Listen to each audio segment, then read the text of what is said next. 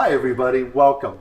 Today we're happy to share with you what is this plant, Stephanie? The Prince of Orange. The Prince of Orange, also known as the blushing philodendron. Yes, it's a wonderful house plant, very similar to another one that we've done a video on our channel about, and we're going to tell you all about this plant today. So, are you all ready to dig in? Sure am. Let's grow.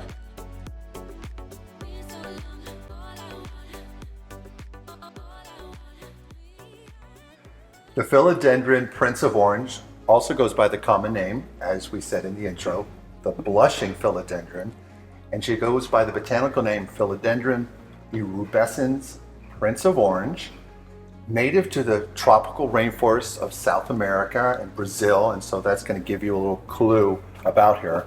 And if you look, her leaves are the most striking part or striking feature of this plant. And Stephanie, can you do me a favor? Can you point to that leaf for your mom so everyone can see it? So pretty. Now, one thing you'll notice on some of these in the pictures when you're buying them online, a lot of people have them and you're either, I don't know if they're blowing out the photo or whatever, but if you're getting this plant and it's grown in an area where it gets a tremendous amount of light, I got a wholesale nursery and they're doing it just right, it's gonna get that orange feel. But right now, Stephanie, what color would you say this leaf is? More red. It's gonna have more of a reddish hinge, like a tinge. Mm-hmm. And it's gonna have almost like a burnt orange. Mm-hmm. Yeah, that's a good description.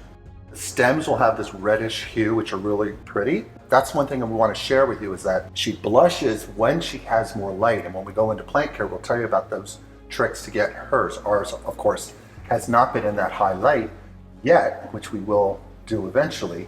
But that's what makes this plant so striking. It has this wonderful change of colors. You can grow these out here in South Florida, and that's where you're most likely going to notice that the colors will be so much more pronounced. You'll get those oranges and yellows because you're getting well over 1,000, 2,000 foot candles outside in dappled shade.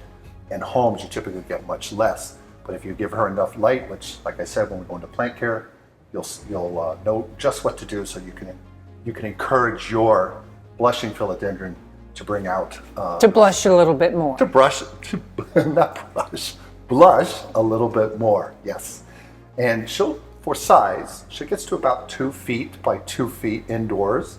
And I'd also like to show you her cousin here. We've done a video on this plant. This is what? The moonlight. The moonlight. Right. Yes, can you point to that leaf, Steph, to show those folks? Amy, can you tilt that one forward so everyone can see? Point to this one here for me, because I want to hold that. Look at that contrast.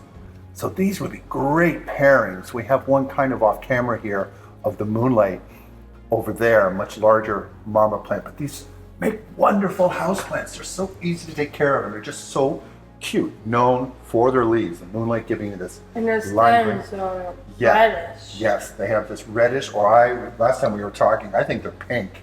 She thinks they're reddish, but they're like this soft red, soft pink. But to the blushing philodendron, definitely more red. Correct. The leaf stems are more red. The plant is self-heading, meaning it holds itself upright. There's the lemon lime philodendron, which we've done videos on our channel, very similar looking to the moonlight, but that is a vine type. It will grow over or grow up. These will hold themselves up. This plant, also another thing I'd like to mention, looks very similar, especially when she's got this blood orange color or this burnt orange color right now, to the Rojo Congo philodendron. That gets much larger. They're typically grown. You can grow them as houseplants actually very easily, but they're also grown outdoors here in South Florida. They get larger than the Prince of Orange, but they have a similar look and they grow in the same type of way. So now that we've basically talked about the features, you can also grow these in smaller containers. You don't have to step them up into a larger container if you want to have something that's, say you have a small home or a small place. Right, you have a certain area that you want to fill with a pretty plant. Yeah, they'll do great in a container for years. You just want to make sure they don't get root bound and you just check their roots.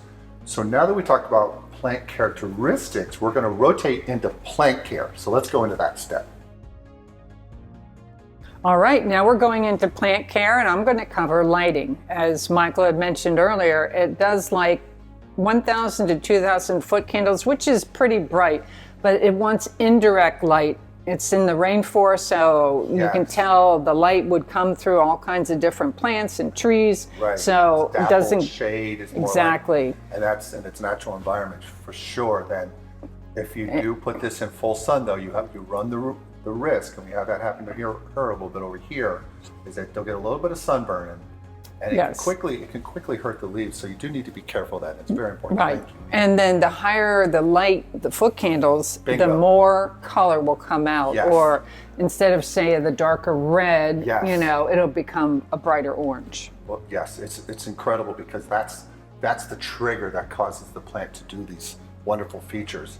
So we just want to be, straight up with you that this is what a lot of you will typically see in this plant at home. But if you encourage her and you have an area with a lot of light and you do it just right, have a sheer, careful of that light. That's always the trick. I'd rather have a plant look just beautiful like this than it be burnt and then it suffers and it weakens. You don't want to hurt your little beautiful babies in your home. It's cutie pies. So now that we talked about lighting, I think am I up on soil? Yes. I think your soil. My turn. Yes, your turn. Soil, super important as well. We like this mix of 2-1-1-1, which is 2 parts indoor potting mix, 1 part perlite, 1 part worm castings, and 1 part orchid bark mix. Create this real nice, loamy, well-drained mix. Same type of soil mix that you would get typically with the moonlight, very similar. They grow very well in this mix. And the thing is, because this is in a rainforest and the nutrients that worm castings gives enough nutrients to the plant that it will tend to do a little bit better than you would typically do with just an indoor potting mix. So that's why we like to add a few more of these things to these custom mixes for many of the plants that we recommend on the channel. So All right, now, I'm up next. Next Yes. is watering. You typically want to water every 7 to 10 days. yes. And if you it's- can check by doing your knuckle to see if it's wet. 2 knuckle rule, right, Steph? Just like she's saying, if you take your pinky down up to the second knuckle, if it's in a larger container, or first knuckle if it's in a small pot, to see if it's moist when you pull it out, or you can put a bamboo skewer in and pull it out. And if it's moist or feels moist, you can hold off on watering for a day or so, which is important. With this mix, you don't necessarily have a problem with root rot because it's going to drain well, especially with the orchid bark and the perlite. But watering is always important with plants because you don't want to get waterlogged plants because it can cause root rot. Yes. Yep. Now that we talked about watering, Next is I think humidity. temperature. temperature. That's right. And I'm up again. Humidity is probably around, I'd say 50 to 70%. That's what they so want. it's right, which is a little bit higher Definitely than higher what than you a house. have in a house. So you want to make sure that you provide some extra humidity, which you can do with some of the You can do that with leca. We put that in the bottom of these pots here, and you can use leca in the base as an with some overflow. water, and that helps to bring up some of that humidity. So you don't have to have your house like a hot box. This one would complain. Take my word for it. Trust me. Yes. Yes. So we've done these little plant hacks, and you've seen it on our channel. I'm sure those of you who have subscribed that we love that plant hack, and it can make a real nice decorative container. You can still do it with a pebble tray, or you can also nest plants together. Oh, that looks so cute together. Yeah, the contrast in the leaves And is these beautiful. guys, but having them close together, Amy, they create their own microclimate and they help share humidity among plants, which is really cool. So, Interesting. So these have a jungly feel, and if you want to have something like that, you can have several of these together. I just think it's so striking, so pretty. Almost. Before I forget, I know we're jumping around. But Yes. We have the red zircon back here, which we're going to be doing a video. Oopsie daisy. And that is a beautiful reddish color. So please check to our channel because we want to share with you some plants that have this reddish or orange color in your home, because there's many plants that Add have some green. color But it has within color. your plants. Yes. But let me finish now with temperature. Temperature is, I'd say, 65 degrees to 85 degrees Fahrenheit, which again, inside a home, that's probably pretty typical. So yes, great house plants regarding temperature Yeah. and humidity. No problems there. And now we're on the fertilizer. next is fertilizer. You don't typically need to do fertilizer, Right.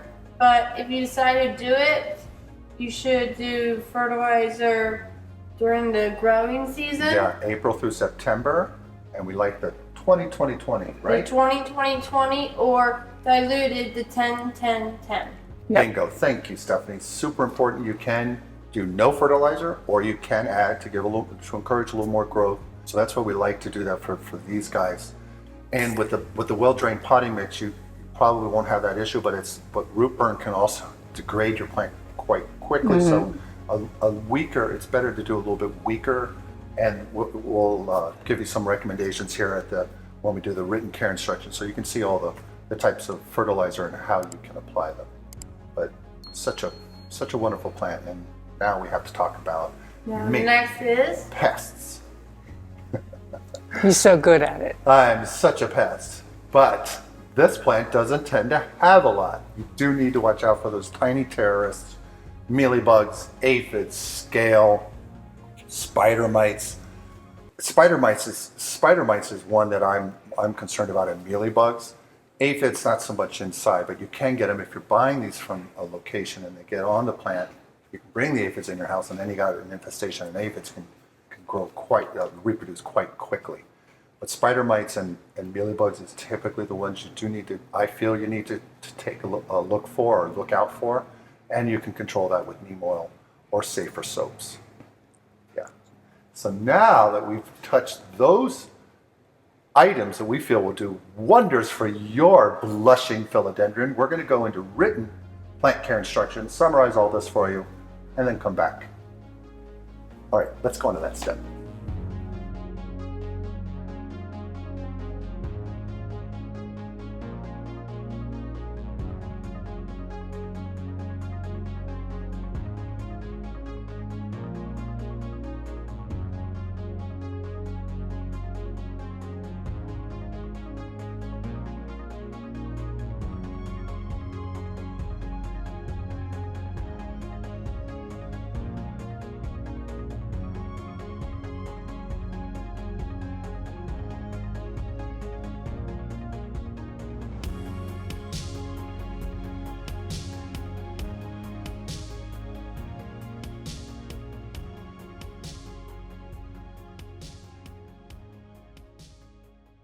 All right, thanks for joining us. We hope you got a lot of good information out of this video, that you come back and see us again, and that you take a shot at getting one of these beauties in your house. Yeah, that would be great. We'd love to know if you could share your story, so please like, subscribe, and comment below.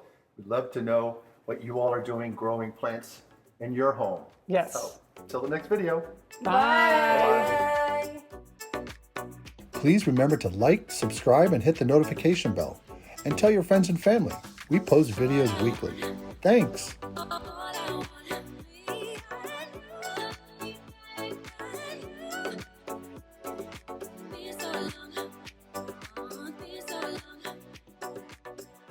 Oh, I'm so shy. Blushing. I get it, but it's stupid. I'm going to do it. You don't have to do it. I'm doing I'm blushing because he's It's an idiot and he's making me embarrassing. do Oh my it. God. I'm like, oh. And now we're going to move on into plant care.